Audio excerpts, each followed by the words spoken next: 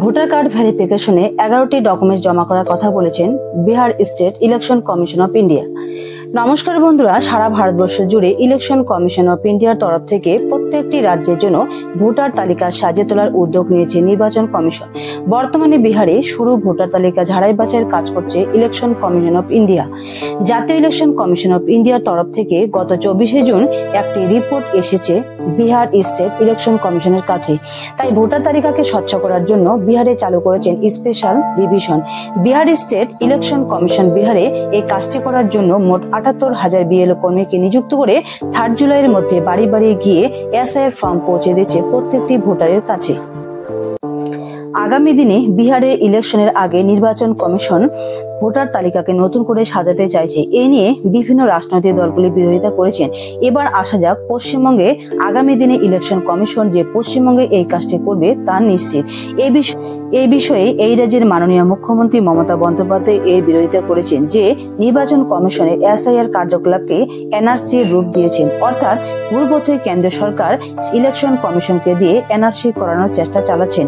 বিহারের নির্বাচনের আগে কিভাবে প্রায় 8 কোটি ভোটারের ভোটার তালিকা সংশোধন করা সম্ভব তা নিয়ে বিভিন্ন রাজনৈতিক দলগুলির যুক্তিগতা নিয়ে প্রশ্ন তুলেছেন। পশ্চিমবঙ্গের ভোটারকে যে আগামী দিনে এই কাজটি করতে হবে তা নিয়ে চিন্তিত ভোটাররা। তাই পশ্চিমবঙ্গের ভোটারদের তাকিয়ে থাকতে হবে বিহারের দিকে, কারণ বিহারে ভোটার তালিকা ইলেকশন কমিশন যা যা করবে ঠিক তাই পশ্চিমবঙ্গের ক্ষেত্রে হতে পারে। তাই আমাদের দৃষ্টি রাখতে হবে বিহারে ইলেকশন কমিশনের দিকে কি হচ্ছে বা ভোটার তালিকা নিয়ে ইলেকশন কমিশন কি করবে। বর্তমানে স্পেশাল ইন্টেনসিভ রিভিশন শুরু করে দিয়েছে বিহারে 2003 সালে ইন্টেনসিভ রিভিশন হয়েছিল ভোটার তালিকায়। তারপর থেকে প্রায় 22 বছর ধরে ভোটার তালিকায় যোগ বা বিয়োগ হলেও ইন্টেনসিভ রিভিশন হয়নি, অর্থাৎ ভোটার তালিকায় যে সমস্ত ভোটাররা রয়েছেন তারা যোগ্য কিনা সেটা প্রমাণ করার জন্য বিহারে স্পেশাল ইন্টেনসিভ রিভিশন চালু করলো। এই রিভিশনে কি আছে, যারা 2003 সালে ভোটার তালিকায় ছিলেন তাদেরকে নতুন করে আর কিছু করার দরকার পড়বে না, তাদের শুধুমাত্র ফর্ম ফিল আপ করলে তাদের নতুন ভোটার তালিকায় নাম উঠে যাবে। আর অন্যদিকে যাদের জন্ম 1987 সালের পরে বা 2003 সালে ভোটার তালিকায় যাদের নাম নেই তাদের কি করতে হবে, এদের জন্য মোট 11 ধরনের ডকুমেন্টস দিতে হবে। এই 11 ধরনের ডকুমেন্টস যদি ভোটাররা দিতে পারেন তবেই নতুন ভোটার তালিকায় নাম সংশোধন করবেন ইলেকশন কমিশন। তো এই 11 ধরনের ডকুমেন্টস কি বা কোন কোন ধরনের ডকুমেন্ট চাওয়া হচ্ছে ইলেকশন কমিশনের তরফ থেকে, তো এবার দেখে নেওয়া যাক এই 11 ধরনের ডকুমেন্টস কি। প্রথম যে ডকুমেন্টসের কথা বলা হচ্ছে, যে কোনো পরিচয়পত্র বা যদি সেই ব্যক্তি কেন্দ্রীয় বা রাজ্য সরকারের কর্মী হন তার প্রমাণপত্র বা অবসরপ্রাপ্ত কর্মী হলে তার পেনশনের কাগজ। এবার দ্বিতীয়টি হলো 1987 সালের আগে সরকারি প্রতিষ্ঠান যেমন পোস্ট অফিস, ব্যাংক অথবা এলআইসি দ্বারা অনুমোদিত কোনো সার্টিফিকেট। এবার তৃতীয়টি হলো বার্থ সার্টিফিকেট বা জন্মের শংসাপত্র। সরকার অনুমোদিত বার্থ সার্টিফিকেট শুধু ভোটারের নয়, ভোটারের বাবা মায়ের বার্থ সার্টিফিকেট চাওয়া হচ্ছে। এই এত পুরনো বার্থ সার্টিফিকেট দেওয়া কি আদৌ সম্ভব? যাদের জন্ম 1987 সালের পর তাদের বাবা মায়ের বার্থ সার্টিফিকেট দেওয়াটা অত্যন্ত কঠিন। তারা আদৌ জানতেন না বার্থ সার্টিফিকেট কি। তাদের জন্ম তখন বেশিরভাগ ক্ষেত্রে বাড়িতে জন্ম হয়েছে, আর বাড়িতে জন্ম হলে বার্থ সার্টিফিকেট কে দেবে? সেই সময় বার্থ সার্টিফিকেট নেওয়ার প্রচলন ছিলই না, প্রশাসনিক পরিকাঠামো ছিল না। তো তাদের জামানার বার্থ সার্টিফিকেট পাওয়া নিয়ে সবথেকে গুরুত্বপূর্ণ প্রশ্নচিহ্ন হয়ে দাঁড়িয়েছে। পরের ডকুমেন্টস হলো শিক্ষাগত যোগ্যতার প্রমাণপত্র, যেমন মাধ্যমিক বা উচ্চ মাধ্যমিকের শিক্ষাগত যোগ্যতার প্রমাণের ডকুমেন্টসের কথা ইলেকশন কমিশন বলছেন। বিহারের মতো রাজ্যে 1987 সালের আগে কতজন মানুষ শিক্ষিত ছিলেন, সেই সময় শিক্ষিতের হার কত শতাংশ ছিল ভাবুন তো। বিহার রাজ্যে বেশিরভাগ মানুষই পরিযায়ী শ্রমিক, তাদের ক্ষেত্রে শিক্ষাগত যোগ্যতার প্রমাণপত্র বা সার্টিফিকেট দেওয়াটা খুবই দুষ্কর। এরপর পাসপোর্ট ডকুমেন্টসের কথা বলেছেন বিহারের ইলেকশন কমিশন। প্রত্যন্ত গ্রামের মানুষ সে সময় পাসপোর্ট কি সে জিনিসটাই জানতেন না। সেই সময় কতজন মানুষ দেশের বাইরে ভ্রমণ করতেন, সেই সময় দেশের মধ্যে ভ্রমণ করার চলই ছিল না, বিদেশে তো দূরের কথা। এই পাসপোর্ট নামক ডকুমেন্টস দেখানো কি সম্ভব হবে তা ভাববার বিষয়।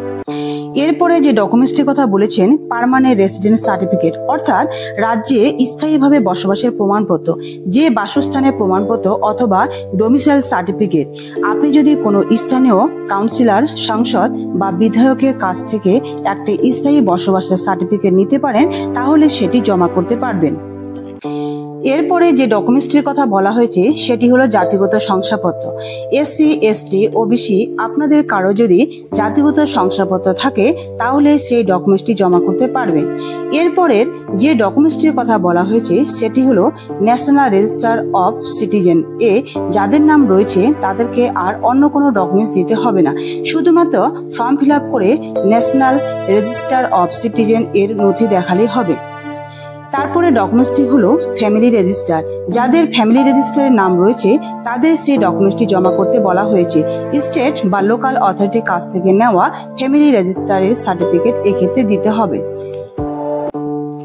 এর পাশাপাশি সরকারি সংস্থা থেকে দেওয়া জমির কাগজ বা নথি থাকলে তা গ্রহণযোগ্যতা পাবে। অর্থাৎ কোনো সময় সরকারের কাছ থেকে পাওয়া জমির কাগজ অথবা সরকারের কাছ থেকে পাওয়া কোনো বাড়ির কাগজ যদি পেয়ে থাকেন তাহলে আপনি ভারতীয় নাগরিকের পরিচয় হিসেবে দেখাতে পারবেন।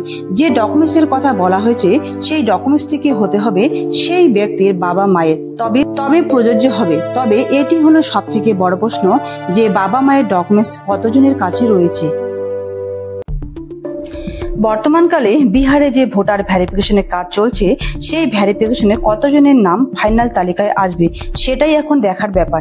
2003 সালে ভোটার লিস্টে মাত্র 4.96 কোটি ভোটারের নাম রয়েছে। বাকি ভোটারের ভেরিফিকেশন করে ফাইনাল লিস্টে কতজনের নাম তালিকায় আসবে সেটাই এখন দেখার বিষয়। যেখানে বিহারে মোট 8 কোটি ভোটার রয়েছেন। সূত্র মারফত জানা যাচ্ছে যে বিএলওরা ভোটারদের বাড়ি বাড়ি গিয়ে ফর্ম বিতরণ করছেন, আর দেওয়া সেই ফর্ম বেশিরভাগ ভোটার নিজের থেকে ফর্ম ফিল আপ করতে পারছেন না। এরপর আসা যাক বিহারে পরিযায়ী শ্রমিকের কথা। বিহারে মোট জনসংখ্যা 20% হলো পরিযায়ী শ্রমিক। এই শ্রমিকরা বিভিন্ন রাজ্যে কাজ করতে গেছেন। সেই পরিযায়ী শ্রমিকরা এত কম সময়ে কি বাড়ি ফিরে ডকুমেন্টস জোগাড় করে ফর্ম জমা করতে পারবেন? এটা একটা বড় সমস্যা। এই ক্ষেত্রে ইলেকশন কমিশন বলেছেন যে এই ফর্ম ফিল আপের কাজটি অনলাইনে করতে পারবেন। পরিযায়ী শ্রমিকরা বেশিরভাগটাই অশিক্ষিত, তারা কি পারবেন অনলাইনে ফর্ম ফিল আপ করতে?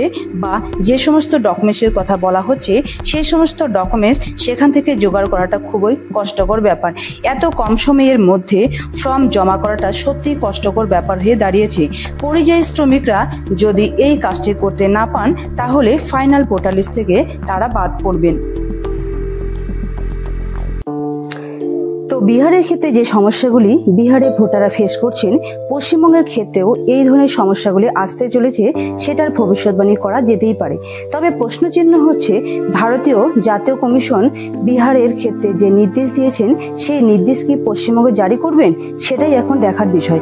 সেই নির্দেশ যদি পশ্চিমবঙ্গে জারি হয় তাহলে পশ্চিমবঙ্গের ভোটারদের বেশিরভাগ অংশই ভোটার লিস্ট থেকে বাদ করতে পারেন, এটা আশঙ্কা করা হচ্ছে। তো আপনি যদি একজন পশ্চিমবঙ্গের বাসিন্দা হয়ে থাকেন তাহলে এখন থেকেই যথোপযুক্ত ডকুমেন্টস জোগাড় করতে থাকুন।